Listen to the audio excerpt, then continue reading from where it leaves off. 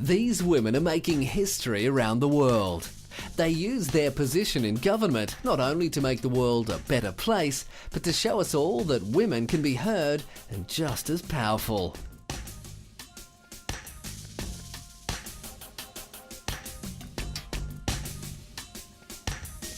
Today I've talked to you about some of the ways in which a little country, little Western country like New Zealand, is facing up to the challenge of sustainability. I think that how nations respond to that challenge will have not only a significant impact on the world's environment, but it will also determine whether they themselves can prosper and sustain their way of life. Helen Clark is the 37th Prime Minister of New Zealand. She's New Zealand's second female Prime Minister and has been in office since December 1999 and entered her third successive term in 2005. She's been ranked as one of the most powerful women in the world, and with her 30-plus year career in the Labour Party, her success at forming alliances has made her popular both inside and outside her party.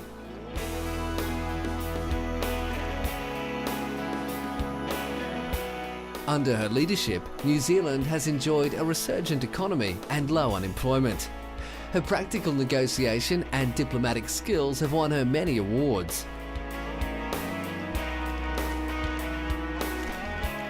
By setting a carbon-neutral goal for New Zealand, Prime Minister Clark has put her country at the head of today's environmental challenges. She launched 3 major policy initiatives for sustainability and the fight against climate change: the Emissions Trading Scheme, the Energy Strategy, and the Energy Efficiency and Conservation Strategy.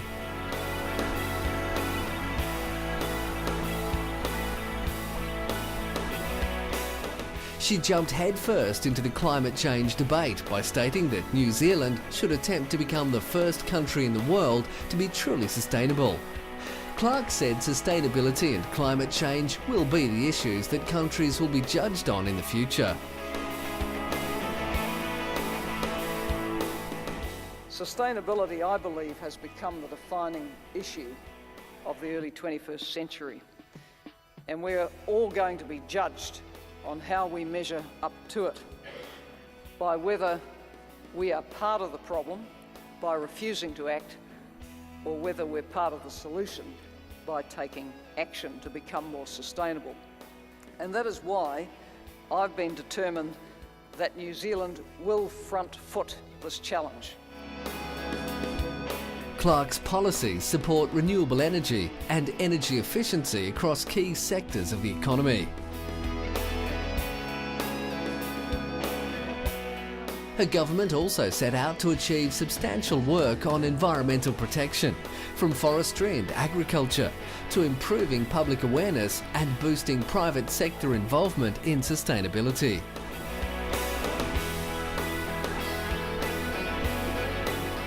It isn't usual for serving Prime Ministers to provide assessment of their own abilities, but Clark has never left any doubt about what she thinks or where she stands.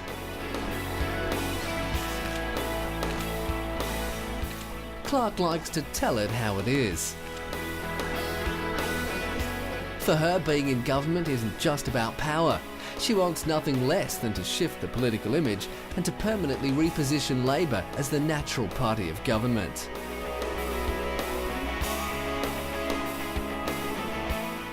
For New Zealand, Clark is the most forthright and accessible Prime Minister they've ever had.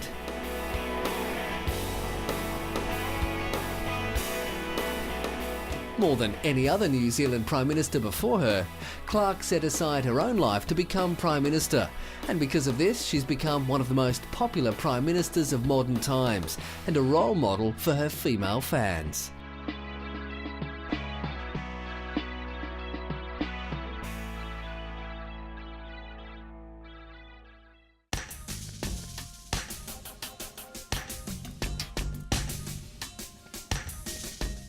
And I'm worried about the future of our country, and I want to help put it back on the right course so that we can work together to meet the challenges that confront us at home and abroad in order to secure a better future for all of these children. And I believe that I am best positioned to be able to do that, and that's why I'm running. Hillary Clinton has been in the political spotlight for years. Being married to former President Bill Clinton, she was the First Lady of the United States from 1993 to 2001. More recently, she was elected the United States Senator for New York and was a candidate for the Democratic nomination in the 2008 presidential election.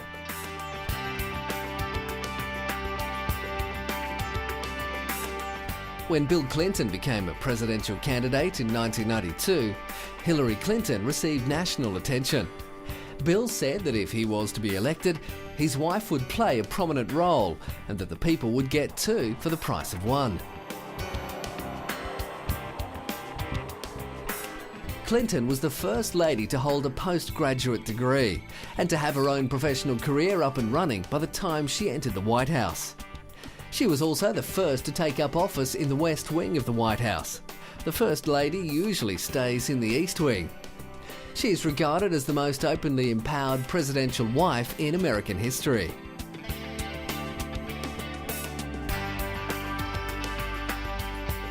After being elected as Senator for New York in 2000, Clinton had marked the first time an American First Lady had run for public office, and she was also the first female senator to represent New York. Throughout her campaign to become senator, she was accused of carpetbagging by her opponents. This term is used for a candidate who does not live in or has little connection with the area that they're running for. As she had never resided in New York, she began her campaigning by visiting every county in the state in a listening tour. She vowed to improve the economic state in some areas and promised to deliver 200,000 jobs. She won the election with 55% of the votes. Always having a passion with providing healthcare, the Clintons partnered up with Ryan Community Health Centres, which are dedicated to providing high-quality, affordable, competent healthcare services to medically underserved populations. All patients are treated equally with dignity, respect, courtesy, confidentiality, and concern for safety. In 2006, Clinton was re-elected as Senator by a wide margin and continued on for a second term. Since 2003, Clinton had been preparing for a potential candidacy for United States President. No woman before her had been nominated by a major party for President of the United States. Her main rival was Senator Barack Obama, who, if was to win, would become the first black president. She led the field of candidates from the Democratic nominations throughout the first half of 2007 and won more primaries and delegates than any other woman in history. Well, you know, I am not running for president to put Band-Aids on our problems. I am running for president to try to solve them. We are problem-solving people. We know how to do this. We're not acting like it anymore. After a grueling 16-month battle, she gave up her quest to become America's first woman president and pushed people to back Obama. Through her energy, passion and strength, Hillary Clinton is one woman who will not give up until the very end.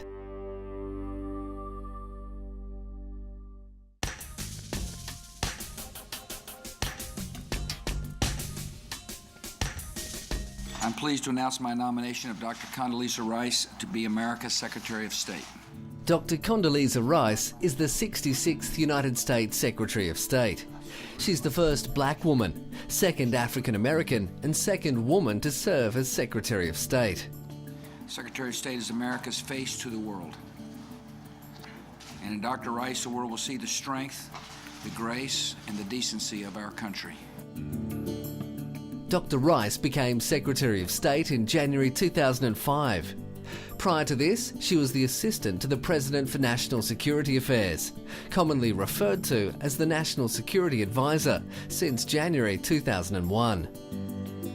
When beginning as Secretary of State, she pioneered a policy of transformational diplomacy with a focus on democracy in the Greater Middle East. Rice has become one of America's top diplomats and has demonstrated growing influence over US foreign policy in President Bush's second term, defending his policies around the world.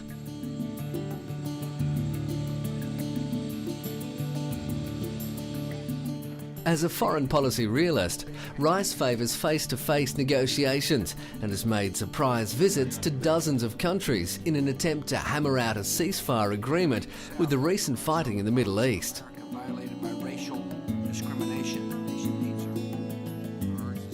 Since joining the Bush administration, Rice has guided President Bush on numerous security issues, including the nation's response to the September 11 terrorist attacks that took place in 2001.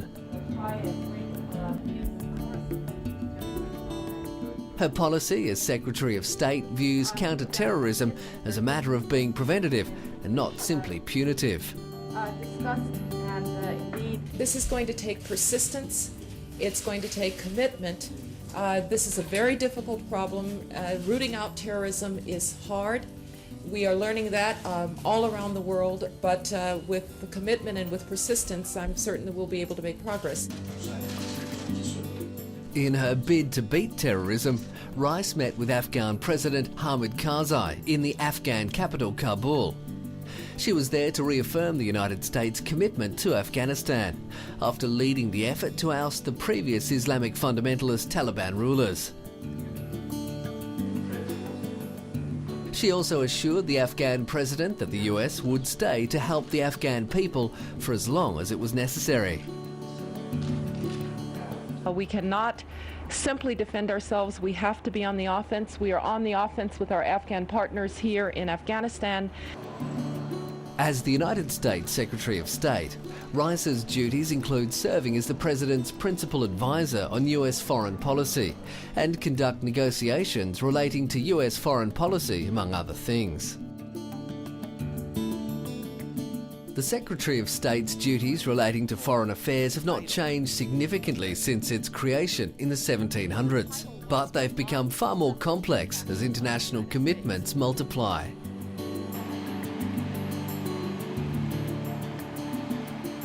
Rice has appeared on Time magazine's World's Most Influential list 4 times and is one of only 7 people in the world considered influential enough to have made the list so frequently. For 2 years, in 2004 and 2005, she was considered the most powerful woman in the world by Forbes magazine and was ranked number 2 in 2006, following the Chancellor of Germany, Angela Merkel.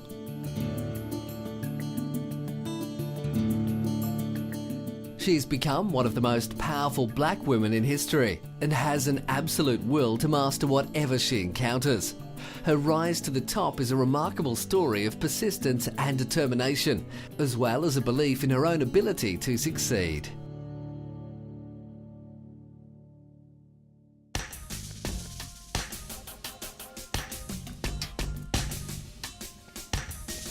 Democracy has never been given a chance to grow in Pakistan. As an example, I was allowed only 5 of the 10 years to which the people of Pakistan had elected me to govern. Today, the crisis has not only continued, but it has dangerously accelerated, not only in Pakistan, but for the region and the wider world community. Benazir Bhutto was a Pakistani politician who chaired the Pakistan People's Party. She was the first woman elected to lead a Muslim state and was twice voted in as Prime Minister. She was sworn in as Prime Minister for the first time in 1988, and at age 35, she was one of the youngest chief executives in the world. Serving only 20 months, she was removed from office on grounds of alleged corruption, but was re-elected in 1993, only to be removed again on similar charges. The suppression of democracy in my homeland has had profound institutional consequences. the major infrastructural building blocks of democracy have been weakened. Political parties have been marginalized, NGOs dismantled, judges sacked, and civil society undermined. Labor unions have seen great retrenchment weaken them, and student unions too have been banned.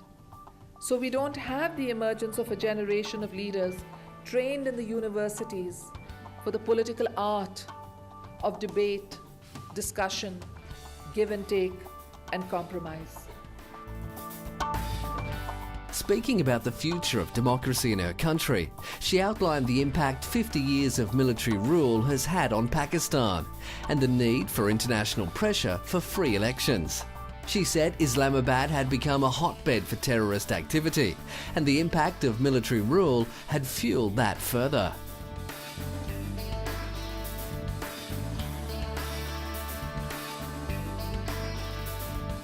Military dictatorship fuels the forces of extremism by putting into place a government that is unaccountable, unrepresentative, undemocratic, and unable to fulfill the aspirations of the great and hard-working people of Pakistan. She received the World Tolerance Award at the Women's World Awards for initiating health and social reforms, despite political turbulence in her country. This is a very important prize for me as a woman leader from the Muslim world. Although women have made tremendous advances globally, there are still parts of the world where women are discriminated against. In December 2007, Bhutto was assassinated during a campaign rally for the Pakistan People's Party. A gunman fired at her car before detonating a bomb, killing himself and more than 20 bystanders. The loss of the country's most popular democratic leader plunged Pakistan into turmoil. This is a sad day for democracy. It's a tragic hour for Pakistan. My condolences go to the whole of the Bhutto family, including her children, and to all who've lost their lives today. Benazir Bhutto was a woman of immense personal courage and bravery. Knowing as she did the threats to her life, the previous attempt at assassination, she risked everything in her attempt to win democracy in Pakistan.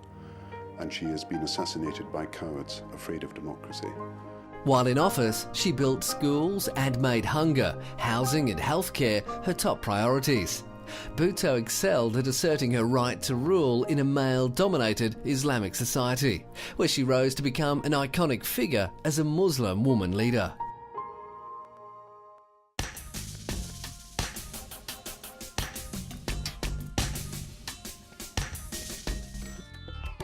Angela Merkel is the Chancellor of Germany, but she made history by becoming the first female Chancellor of Germany. The Chancellor is the head of government, and this position is equivalent to that of a Prime Minister in other countries. She was elected to the German Parliament from a state in northern Germany and has been chairwoman of the Christian Democratic Union since April 2000. The Christian Democratic Union Party is the second largest political party in Germany. As a centre-right Christian Democratic Party, it's a member of the European People's Party and the International Democratic Union. Because the Christian Democratic Union doesn't operate in Bavaria, which is in the southeast and geographically the largest state in Germany, its role is played by the Christian Social Union. The CDU and CSU cooperate with each other at a federal level. Both parties maintain their own structure but do not run opposing campaigns. Together, they are usually referred to as the Union.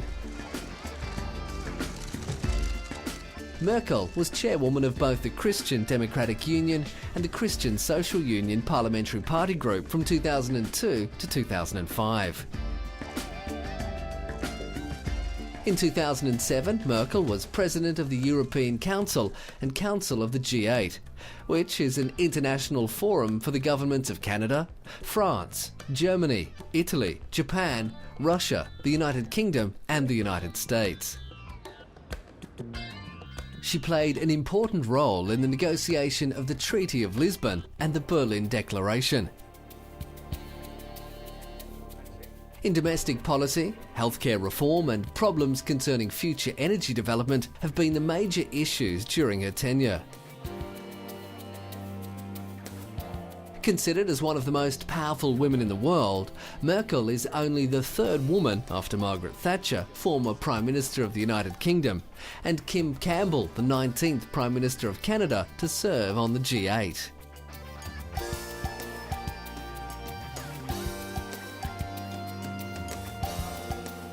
In 2007, she became the second woman, again after Margaret Thatcher, to chair a G8 summit. Merkel has been compared by many to former British Prime Minister Margaret Thatcher and has been referred to as Iron Lady, Iron Girl and the Iron Frau. Thoughtful but persistent, she strives to reach her goals.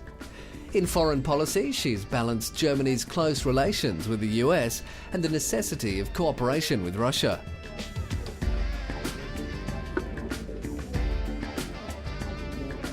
If gradualism becomes too persuasive, she'll run the risk of becoming stagnant. She'll push reform to the point of inevitability, softening her determination by unobtrusiveness and an aura of competence.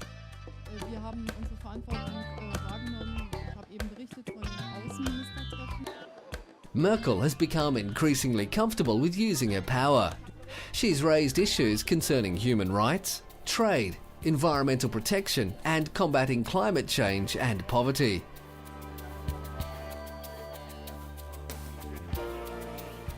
She's been accused of having a plain appearance, but this hasn't stopped her from becoming a role model for many people, especially members of the Christian Democratic Union. Chancellor Angela Merkel has topped a list of the most powerful women in the world for 2 years running, overtaking US Secretary of State Condoleezza Rice.